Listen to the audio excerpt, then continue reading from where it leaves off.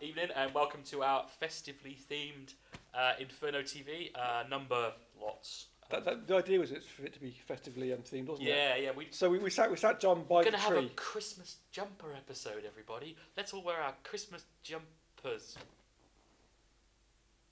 And John didn't get one because I haven't got one. Because he's a Grinch, basically. They don't do one my size. Did you have one this morning? I didn't have one this morning. Yeah.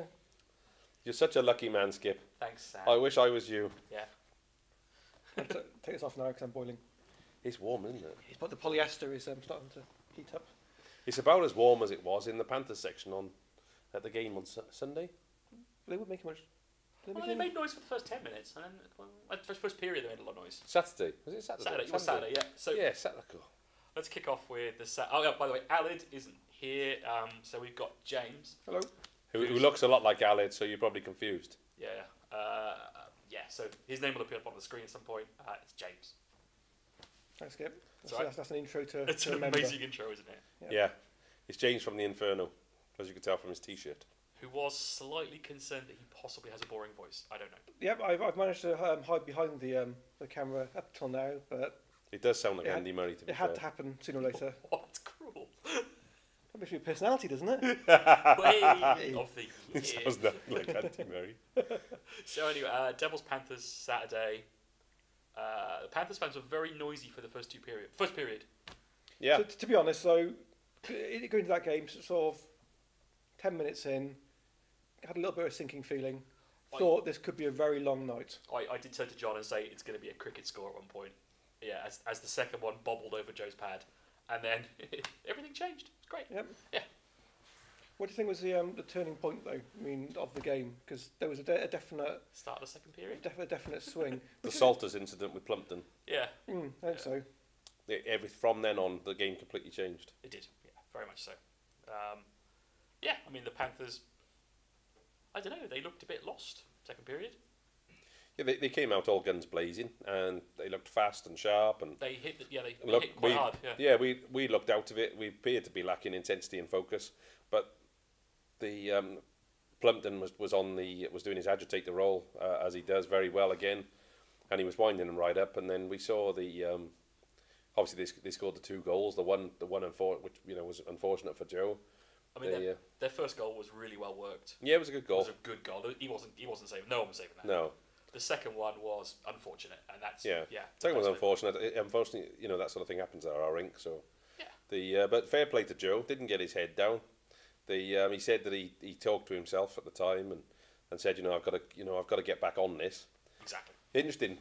In conversation with the guys on Sunday morning, they said that before the game they were felt really confident that they could do a job on the Panthers. They'd done it previously, and they felt that they could do it again. They felt they would score goals. Well, they're going in on a 5-0 beating last home game against the Panthers, so that was a good record. Exactly. Yeah. And I mean, when the Panthers came out, it looked like they were going to make amends to that. I mean, they took us to the wire the following nights and lost by a goal, and they looked like they came out and they looked like they were going to make amends for the 5-0 beating. It did. But they kind of ended up stinking the place out. So the turning point in the second period, we agree, was the Salters. Should we call it an attack? I want to call it an attack. Did Plumpton throw a hit? Did he throw a punch at all at any point in that fracas? So from what we saw, I mean, Salters cross-checked him.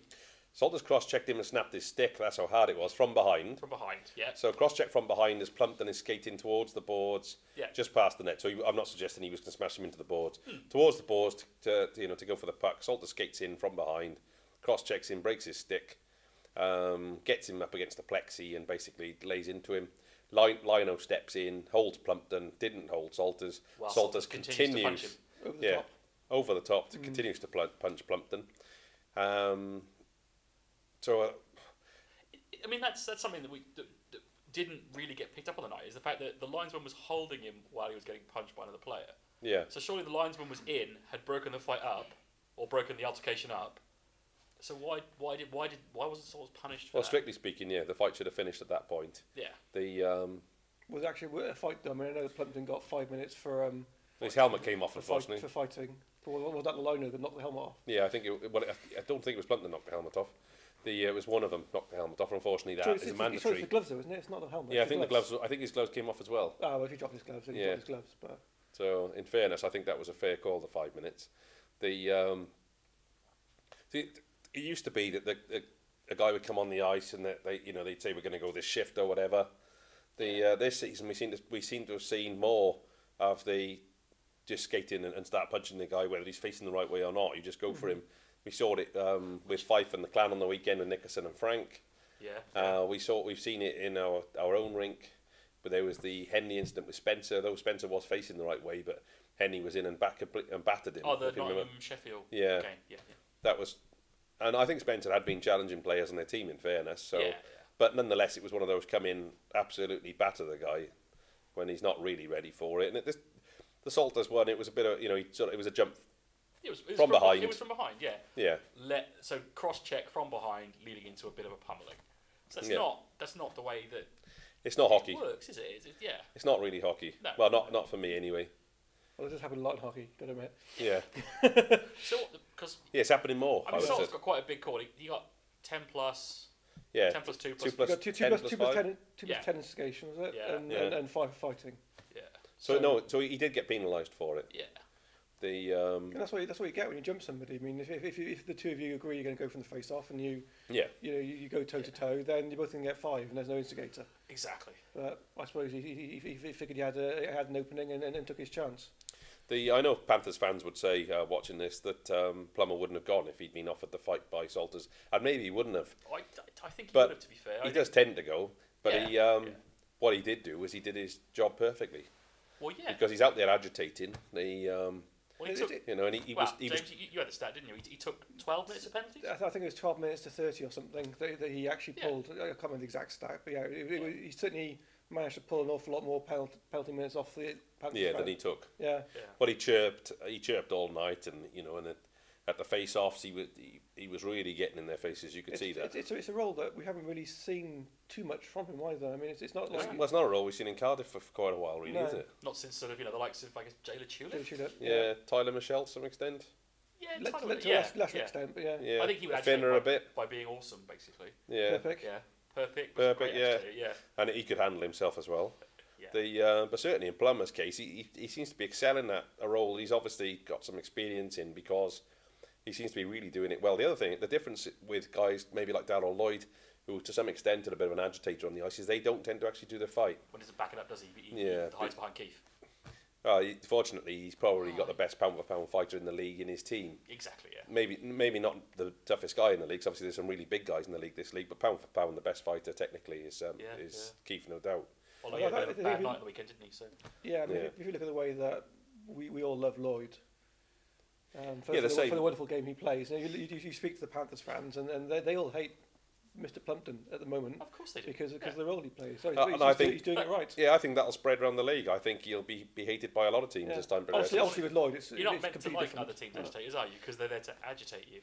Yeah, well, Panthers, they had Bruce Richardson at one time, and he did a similar role for them, and he would wind everyone up on the ice, and he would draw penalties, and Plum's doing the job that he's being asked to do, and doing it very well. And in fairness to him, very close to getting man of the match on the weekend. He really, it was him or Joe, wasn't it? I think it was all of us really. It was a real toss-up, but you can't take anything away from Joe. Fantastic performance on the night. Yeah. A lot of guys with tremendous performances. Again, Lord, Kirker, Matt Myers, outstanding. Mm-hmm. The guys on D really performing well. Quiney stepped up, another good game. Batchy looking very good up front. And new signing, I can't say it. Jonas Lipmanainen. I still can't do it. Neumann? I don't know. I think it's Limitainen. Limitainen. Yeah, he was great. He did tell us. Yeah, something along those lines. And apologies if we got that wrong. Yeah, really sorry.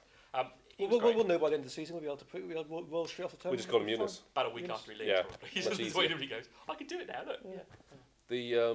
He looked very comfortable for a guy who hasn't iced as much lately. I mean, had he trained with the guys once? Once, I think, because his equipment arrived late. Effectively coming off an injury. Wouldn't have been playing for. So he didn't look out of place. He was fast. He logged a lot of minutes. He was fast as hell. We know that he's a very capable guy. He's played at a very high standard already, and Kazakhstan as well. Exactly. You're saying Kazakhstan isn't high standard? No, it is. He's a high. Sorry. I didn't mean to sound like that. No, it's a high standard there as well.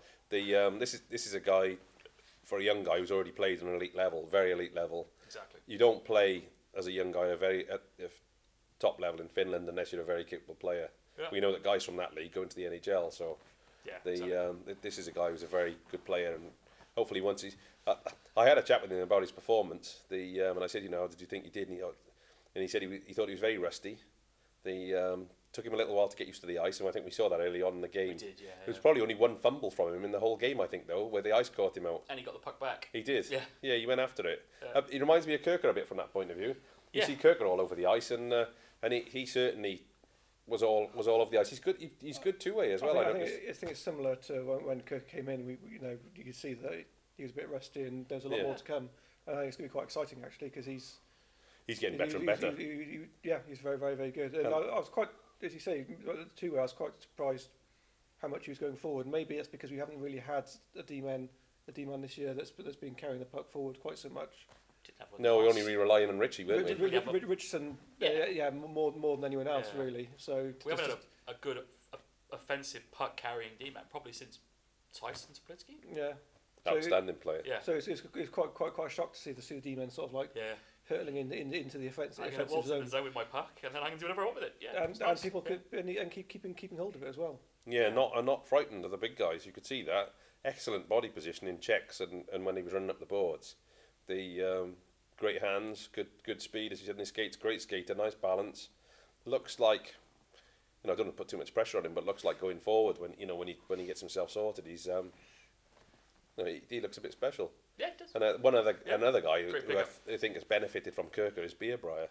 Yeah, Max. Because he looks as good as he's ever been again now. Exactly. That line that he's on with Faulkner and Beerbrier, Faulkner and Kirker, he's absolutely flying on there. He loves it. Max always feeds off his line mates, so doesn't he? If you put Max on a strong line, he'll always bring out the best of him. He really does a job when he's actually able to rely on teammates, and when they're line mates, they're gonna push him. He needs somebody to be really sort of motivating him, and then you get the best out of him. Well, the first guy, the Jewish guy, to be called up to the NHL, something that Max is very proud of. And there's a reason why that is because Max has got a lot of quality. Absolutely. Yeah. And now we're starting to see it again. Max is a fantastic skater, great balance, very strong, great puck carrier, fast. He's got a tremendous shot as well. I can never understand. I mean, whenever he signs, you get people complaining and saying, "Oh, should we be going for Max?" And to be honest, I think he's one of the best players in the league every year. Yeah. Consistently. And he's a real loyal devil as well. Yeah, and he's first line every year. It's not like it's somebody kicking around on the third line doing his time over here. No, exactly. No, Max is a really good player. And I think that just highlights that in that Panthers performance, it was a lot of guys put their hands up for man of the match. Exactly. It can't have been an easy pick for the guys. It doesn't go to D-men very often, and I think Plummer really stuck his hand up because for me, he turned the game. Joe kept us in the game, and Plummer turned the game. But what you've got to say about Joe is from the 2 goals that he conceded early, from then on, you could see a new sort of focus in him. And he looked like he wasn't going to concede again after that. And even when he took that very heavy hit from Jensen at the start of the third period, which threw him on his back, and and I was concerned that he may have taken an injury there. Yeah, it didn't look good from where. Well, no, because we're so close to it. Yeah. We're so close to it. We get to see because we had the benefit of the replay as well, which we could look at. So we knew how bad that hit was, or how hard he'd been hit when Jensen had collected him. So I don't get any of this standing where I stand. Can't see as much. No screens, no replays. You just have to. Yeah, sorry. You're welcome to come and sit with us. But fair play to him. He got up. He was shaking his head, and he really felt it because I asked him about it afterwards, and he said, "Oh no, I really felt it." And that was the start of the third. And I'm not saying that Jensen went for him deliberately to try and unsettle him at the start of the third to turn things round. Did he not? Well, maybe he did. We came out to me like he did. He did a bit, didn't he? Yeah, in the second period, we scored 3 goals. They scored nothing. Yeah. So I imagine they were in the dressing room, and they had to try and change the momentum. So let's see what happens if we get their goalie. Is that a tactic? And to be honest, I mean, well, I don't think it should be a tactic, but it could be a tactic. Yeah. If you look at sort of before the game, they were like, "Oh well, they got their backup in net. We should be able to run up a good score against them."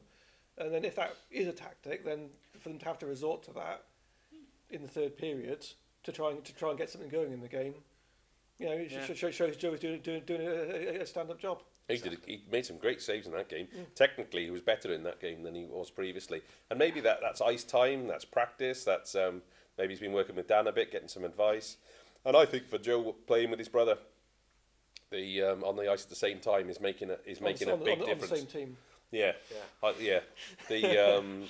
You see his confidence level this season looks sky high to me from where he's been in the past.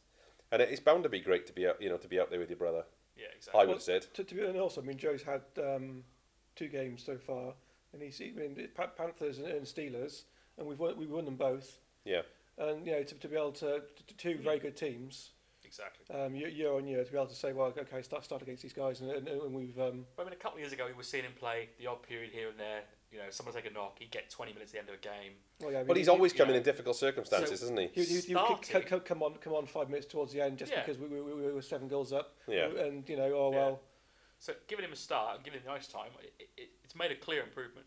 He's doing really well. Joe has always played better when he knew that he was going to be in goal from the start. Most definitely. When he's had to come in halfway through a game because the goalie's taking a knock, whether it was Ozair or whether it's Lacosta, he's never done it as well. I mean, I suppose if you're sitting on the bench and someone like Edinburgh freezing your feet off for like sort of 2 periods, then it's not going to be the best.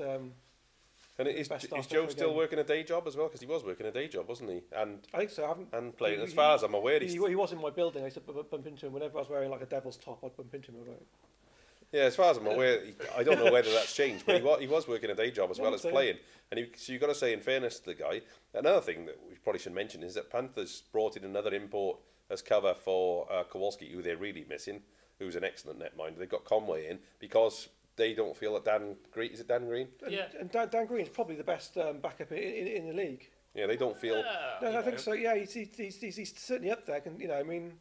He's how many games has he played? He hasn't played much this season, has he? No. Not this season, no. Whenever he plays, he does well. It's all surprising how well he does. But statistically, in the last game, though, if you compare Conway and Joe... Didn't we say that it was... What was Joe's save percentage? It was 90... 91 something. 91 and change. 93 or something? To 88%. Yeah. So, obviously we won the game, so that's going to... that's a big going to help the statistics a little bit, but no, I think Dan Green's pretty good. Yeah. But then the thought occurs: to what extent has Kowalski been padding the Panthers up over the last couple of years? They've had a huge amount of success. They've been an excellent team, but without Kowalski, I mean, okay, they got different players this year. To some extent, but they haven't. I don't think they've got the same quality. It wasn't a wholesale change, was it? No. No, wow. So to what extent was a lot of it Kowalski? I mean, we know he's the. Well, I don't call him K-Wall for nothing. He's been the best goalie in the league consistently. Is it because it's an abbreviation of his name, K, and then no? Well, they're trying to be smart. I know. Yeah. I think Kowalski is a netminder who's probably at a. I'd say probably, who definitely is at a higher level than the league in general. Oh, he's a really high quality netminder. Sort of playing. And it's a shame he's out at the moment. Yeah. But you can only beat what's put in front of you. Absolutely, yeah. I'll take the points, to be honest. I mean, I'm quite happy for Kowalski to be out. As long as he's. I mean, how long is he going to be out for? Because I've seen, and this is on Twitter, so pinches of salt and all that stuff. I've seen rumours saying he's gone. Well, there are some rumours floating around. Maybe he came back for the European Cup. Yeah. Who knows? It's a bit strange. He certainly that no one seems to know where no ETAs, how long he's out for. Not being mentioned in press releases. No, because usually it'd be like sort of he's day to day, or he's certainly Carthy would be, wouldn't you? Day to day with a lower body injury. Yeah. He can go off for 6 it could months. Be anything. See that then? Yeah. It could be his arm if he's holding it down. Both of his legs have fallen off. Day to day with a lower body injury. No knees. I think that raises an interesting point though.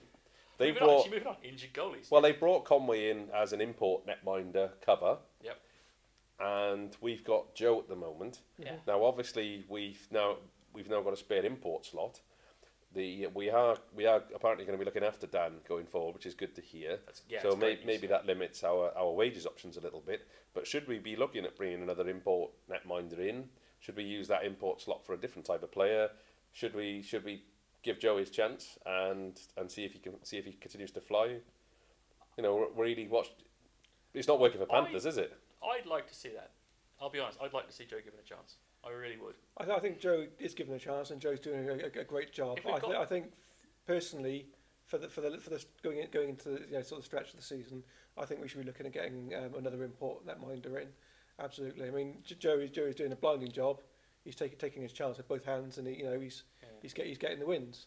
But I think in the long stretch, we should be looking at getting an import netminder in. And as I think they are actually. Yeah, they said in the press release that they're looking for somebody. So are we looking in Eastern Europe? Because that's an area we may be able to draw a decent quality netminder. Certainly a pattern that's forming at the moment. I mean, reading between the lines very much like, reading between the lines over here somewhere of the Wales Online release today, they were saying, we might have somebody in by the weekend. If that's a North American netminder, that's unlikely because they won't go through in time. Would it? So unless it's something we've known for a little while. You never know, because occasionally you do get these signings that are pulled out of the hat, and all the paperwork goes through straight away. Yeah, exactly. They knew previously. Or it could be we've got someone teed up in Kiev. But a guy in Europe obviously a lot easier to bring in. There was a British netminder playing in one of the high German leagues. I don't know if he's still there. He's never played over here that I'm aware of. He was certainly interested in coming at one point. I can't remember what his name is off the top of my head though. Is there any? I really don't know. Is there any future in looking for getting Craze over? I think he's retired now, isn't he? But I saw him play for Caps a few times, and he was absolutely outstanding in a few of the games I saw. Yeah, I mean he's certainly. He can hold down the job as a starting netminder. Faced a lot of pucks at Caps, didn't he? Yeah, far too many. I was facing like 50, 60 shots. So any netminder would struggle with that. I think he's retired and he's got his personal training company or something in. Quite possible. I think from our point of view, the way the Devils have changed is they're really shutting down the shooting lanes now. Yeah. We're doing much better at keeping the guys wide and not giving up the really good chances. So though they may be getting 25 or 30 shots possibly against us, the quality of opportunities is not the same. I mean, it seemed to me like the shots that the guys blocked on Saturday as well. The number of times it was a huge number of blocks. It was vaguely terrifying, to be fair. But can we keep that up? We'll take an injury without broken defensemen. No, Lord and Smith and Limitainen all took big blocks in that game. So Mark Smith as well. But he always Mark Smith always does it, doesn't he? He always does. And I asked him about it on Sunday because I know he took one really heavy puck, but he said he was fine. Yeah. It's kind of like a second netminder, really, isn't it, with Mark Smith on the ice? He said, no, I was absolutely fine. Incredible. But that guy always knows where somehow he always knows where the puck's going, and he's there, and he must take more shots than virtually anybody else on D in the league, I would have thought. Yeah, quite possibly. Yeah. Against him, I should say, rather than actually shooting. Yeah. He does like to shoot occasionally. He's quite handy every now and again. So. Yeah. But I think the D certainly has improved its shape a lot. And to be honest, I was quite happy seeing Batchy playing up front. He seemed much more comfortable and composed. I really like Josh as a forward. I think that's where he needs to I think keep Quiney on D because he really seems to be finding his stride. And we use Batchy up front as an alternate. Yeah. He's a big body up there. We can use him for screening. We can use him for winning the puck back. His retention is good. He's good against the boards. Definitely. He's a handy skater, and we know he can check hard as well. So yeah, exactly. He's a good forechecker. I would like to see that. Appears to be a more comfortable role for him, because we know swapping him back to D hasn't looked comfortable. I think he's. I don't know. I thought he looked very good on D. I think he looked. I mean, obviously, that was what he was used to. But I think both of them, both Quine and Batch, you could see that they were very comfortable on D. I think they've definitely been improving. Because at the start of the season, their body position in contact wasn't that good. They weren't bending the leg, which means that when you get a check, you're quite often pushed off the puck. You're not ready for it, Yeah, it's difficult to hold on to the puck because you're being moved around. When you've got your leg bent, it's much easier to absorb the contact. I don't know about this. No. I'm learning something here. This is good. Every day is a school day. I'm going to be watching leg positions now on the next. Yeah, watch a guy like Eunice. When one thing I love watching is Kirker, because he knows where everyone is around him. You watch him when he knows someone's coming for him. His body position and spatial awareness is amazing. Yeah, it is absolutely incredible. I don't know how that he knows, but he always seems to know. And you watch somebody like Limitine, and I watched him the other day, so something I was interested to see if he knew, and he knew as well. And he knew he was going to get checked against the boards fairly early in the game, and he saw him alter his body position immediately, and he just rode the contact and carried on with the puck. And that's early in the season. Josh and Quiney seem to be struggling a bit with that, but they've really improved. Well, Quiney seems to have dropped his he's dropped his center of gravity, hasn't he? He's playing lower. He's lowered himself down a bit, and that is the secret of it. He's going to be very difficult to move on off the puck if he's positioned correctly, given his size and weight. And I can see going forward, Quiney and Batchy, if they decide that's the role for him, be an outstanding D-men. That was something I was very impressed with Junis, was just how well he kept the puck. And he's not a massively physical player, and he's not going sort of slamming into the corners, but he was taking the. Sorry, is it bobbling or something? It's shedding glitter. My jumper is shedding glitter. That's impressive. Perhaps it's magic. This is a blending with the tree. By the end of the show, it's going to be an extension of the tree. Thanks. So yeah, although he's not sort of massively sort of American style rough and tumble play, he kept the puck. A lot of skill. And he would go to guys battling in the corner and just take the puck. And like, no, this is mine. Yeah, which is great. Which was very impressive to watch. So one thing we haven't touched on, and the big announcement of today, obviously, is Dan Lacosta's sort of forced retirement through injury. We talked about replacement goalies. We haven't really touched on sort of what happened with Dan.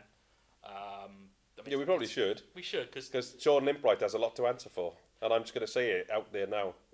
Yeah, he does. You're right. That check in the first in that friendly game, which was where he ran straight through Dan with his elbow, straight through his helmet.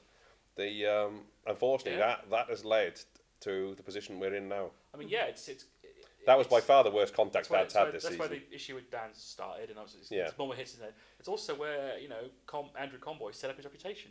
Yeah. What's marred him in the league to the point he had to leave, pretty much, was the fact that because he saw red because of the he was really agitated about it because of a nasty cheap shot on our goalie that he head-butted someone for, and then that cost us a lot this season. It has. It has cost us a lot. Well, we lost Dan early in the season. Sorry. That's what I say. I mean, it's obviously lost Dan even more. Though I mean, there's a guy who's sort of this is his career. Exactly. As a player over now, and we all saw the video with Chris Agland, and the guy he's really gutted. You can just see it, as you can understand. So it's deeply sad for him to. When any guy gets a shutout in the NHL, is obviously really high quality, and I think we've seen with Dan as he got back into things, that he's absolutely outstanding. He's the fastest netminder I can remember seeing here into the butterfly and laterally. Yeah, and post to post. Post to post, incredible. Without kicking them off. No. As well, and for a tall guy as well. Yeah. Because he's not a little bloke. You can understand it with the little guys; they can make it look a bit easier. But for Dan's a big guy, and he's very, very fast. Very, very fast. Fantastic ability. So that's a real shame. Most definitely. But it's gutting. Yeah. I think. Yeah. Fair to say, I felt absolutely gutted when I got a message today telling me that that's what had happened. And that was my immediate response to it, and anger.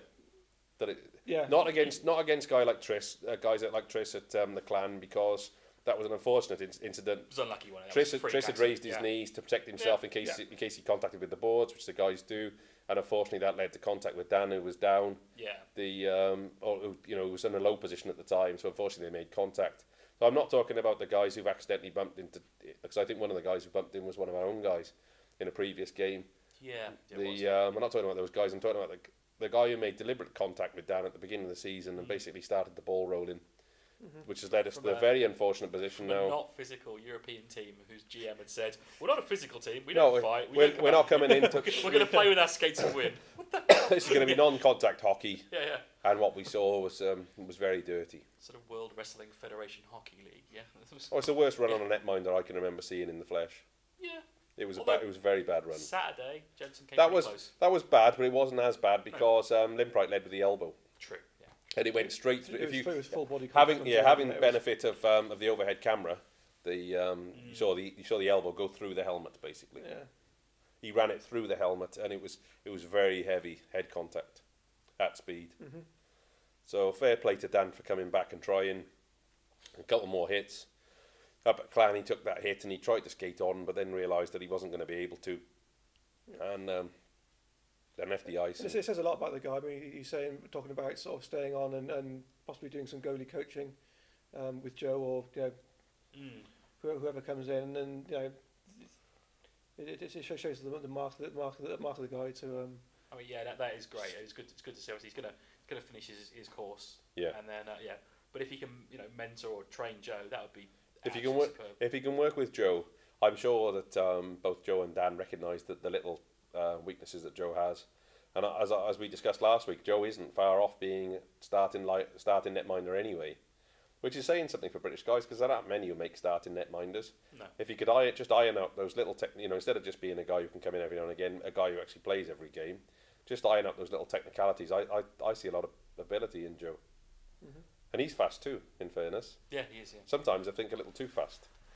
Maybe he drops a little early. I think sometimes he's a little bit too fast, but but there's a lot of good stuff in what you see in Joe is a lot of the stuff that they work on in training, which he is in the net for.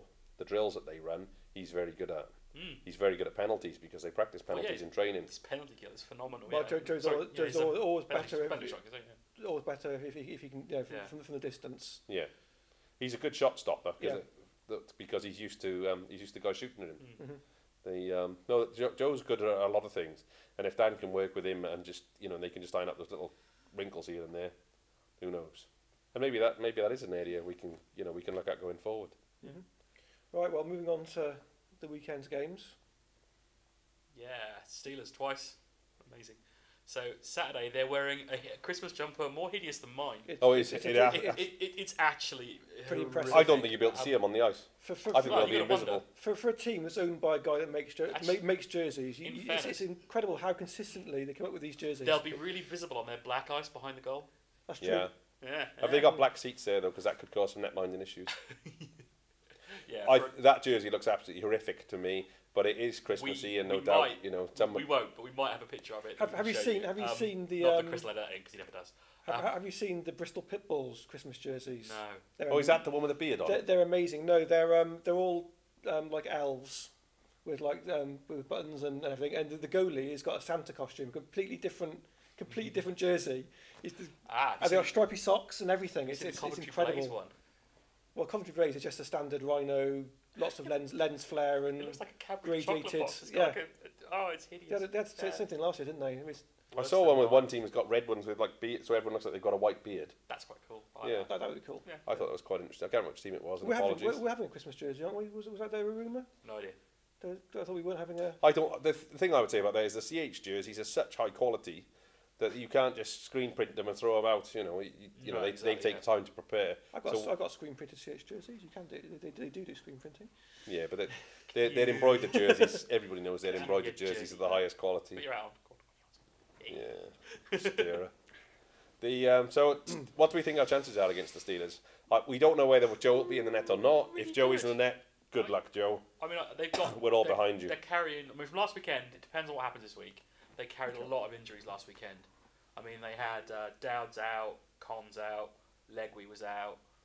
They're still missing. I can't. Is it Lacroix? Lacroix, yeah, they're still. He started skating, hasn't he? Now that's great news that he's back skating. Good he's not injured because he has had a bad injury. Yeah, exactly. So great. Was that the start of the season? Sort of like. Yeah, more or less. Played about 5-6 games. He was outstanding as well. Yeah, very good. Yeah. So they've got a number of people out. Who admittedly could all be now. We're serving the last of Conboy's bands. Yeah. So Saturday is the last game. Which doesn't matter because obviously. It doesn't make as much difference. Well, not at the moment. No, not with being robbed of Dan. Right? Yeah, exactly. So I think we had Joe in nets last time, and we came away with a and that was penalty in Sheffield, wasn't it? A penalty shot win. That was in Cardiff. They came Cardiff. What happened in Sheffield? Have we played them since then? I can't remember. I nearly said it was in Barry then, but I have no idea where they would have played. Back to research before the. Bit of research. Research is amazing. I didn't do any. I think we've got a good chance going to Sheffield. Mm-hmm. There's generally not much of an atmosphere in there. So you're not trying to counteract that. It's generally fairly empty sounding. We've got a good following going away as well. Well, we've got a group of guys who are up at the moment, who are pumped, who want to do well for Joe and want Joe to do well. If Joe is playing, they know what they get with Joe. Yep. They know where his strengths lie. They know what they need to do on the ice. What I noticed in the Panthers game is they didn't change the pattern as much as they normally do for Joe, which to me makes me feel like they're getting more confident. They continue to play more like they have with Dan in the net. No, you're right. Yeah, it's good. They were more physical on D, which I think was important because Nottingham were being physical, and we stood up. Yeah, we did. Yeah, definitely. And there was you saw a lot of guys like Marsh who stand up regularly. He stood up to be counted. So the other big point about Saturday away, obviously, is what hat will Brent wear? I mean, we had a cowboy hat on the victory of the weekend. I think it's vital. He had a bit of a Colonel Sanders thing going on, didn't he? It was kind of it was nice. I think it's vital he wears one with bells on at some point. That'd be good. I quite like a fez as well. I always like a good fez. Yeah. There's always time for a fez. There is, yeah. Yeah. Does Brent wear the hats away? Do we know? Is it kind of? Yeah, he does. Just a stick now, is it? Yeah. Baseball cap backwards would be good, Brent. That would really get people talking about you. And maybe you could go with a jacket with the collars up and stuff like that as well. Of course, An eye patch. Pith helmet's always popular. Pith helmet's good, yeah. Yeah, or an eye patch. A topper. Eye patch, be good. Pirate's hat. Bowler hat. Yeah. There's a lot.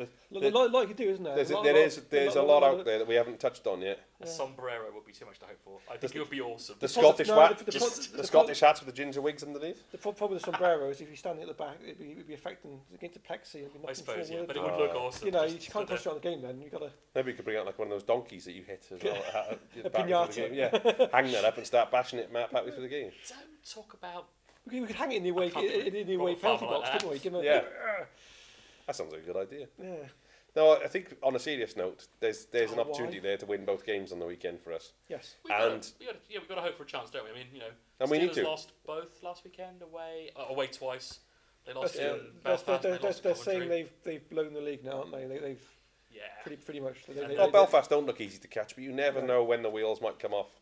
It could be something quite small, and they won't come off. They never come off. It's possible. They've got a very good team, so it will take a lot to stop them now. But nothing's impossible.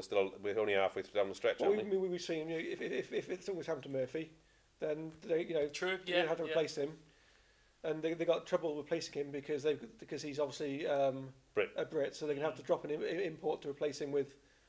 So let's hope that doesn't happen. But it is a potential. But they can afford it can happen. It can happen. So it's an interesting. You've got to bear in mind when we almost won the league by a flip of a coin, we weren't doing too well. Sort of October time. Well, it was basically down to point difference on. It came down to a random wins in regulation, wasn't it? Regulation wins. That's not random. It was fairly random. They were already equal on points.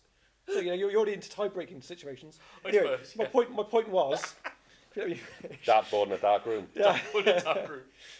I'm going to throw a coin over my shoulder.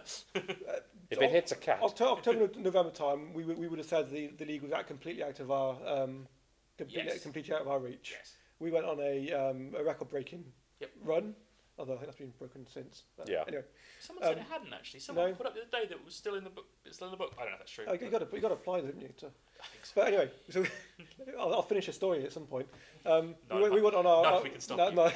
We went on our record-breaking run, and then get him, John. we end up on tie points to Sheffield at the top. Yeah. And we'd written ourselves off.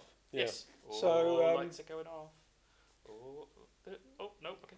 But certainly, it looks a big ask for us to think about winning the league title. I'm not saying necessarily we can take the league title, but I'm saying that it's not necessarily Belfast's already written on the plate. No, I think we could certainly pull ourselves a decent distance up the league. Yeah. I don't. For me, there doesn't really appear to be a team in the league who are actually better than us. We just need to be much more consistent. Yeah, we're in a strong position going into the Challenge Cup. Yeah, we have got a chance of getting some silverware this year. So, and maybe the league isn't going to be our area, but we keep on pushing. Challenge Cup 500 cakewalk. No. Yeah. Well, we want to be in a decent position to get a decent playoff spot. So. Well, yeah, I mean, so the Challenge Cup. We are currently fighting for a playoff spot, admittedly. Yeah. Building for the playoffs. Let's talk about the Challenge Cup, though. I mean, we've got 5 next round, and then the round after that, we'd have the winner of Belfast Hull. Yeah. Fife will be a challenge because they're always a challenge. They are, yeah. That's a tough team who work hard. So they're going to be without Nickerson for that game, I assume, because he's banned at that point. I believe so. Yeah. it's always a tough challenge against 5, so that'll be... Apparently his finger came through the glove. Through the glove. It was an eye gouge. Careful. You'll anger them. Yeah, we don't anger them, because when we go up there, anything could happen. There's generally incidents in that barn. Haven't 5 changed the players recently as well? As well as... Again, research. I'm pretty sure I saw They have. The 5 have dropped somebody in. They did. They dropped a player which surprised the fans and brought in another guy who looks decent quality. Who did they drop? Is it Comptoir? Yeah. Okay. Contois. I had missed that completely. That was Well.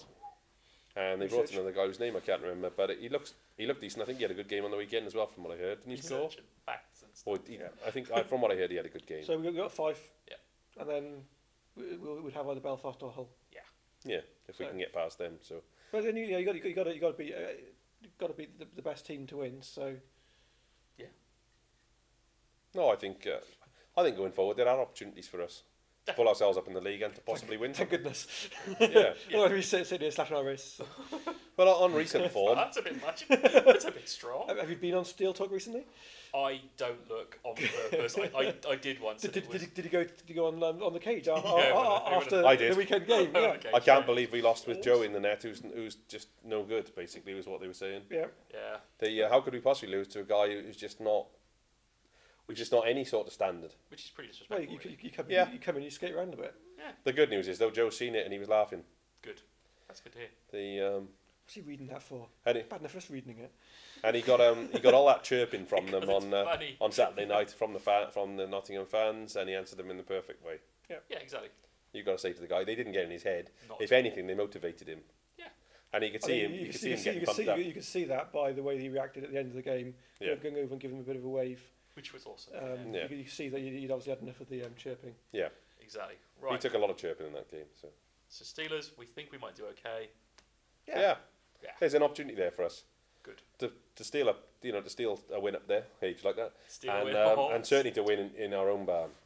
Yeah. I think. Hopefully their players will be just so disgusted at the jerseys they're wearing. They're going to be. It's going to be difficult to be all sort of physical when you're there. I mean, do I look looking like a reindeer? Yeah. If I come they to look you like now, Christmas jumpers, don't they? They do look worse than this. They're kind of traditional like sort of stripy affairs. Yeah, with. I love the ones the Americans have in camouflage and that. They look really cool. They Basic circles do that, don't they? They still have a camouflage. They're good. Heroes effort was good. Yeah, they that's a nice jersey, but Christmas jumpers. We digress further. The big thank you to Brett at Drum Depot, our sponsor, and also to Red Army Travel. The sponsor here. Yeah, big thank you to them for their continued sponsorship of the programme. And hopefully see you guys soon. Yeah. I think we're planning on Match Night Live both nights. Good to go. Possibly a shorter one next week. Are we?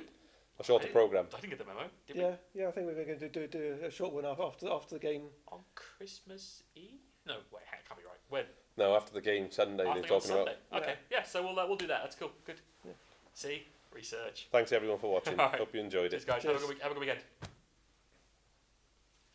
So you got to admit that was the best one ever.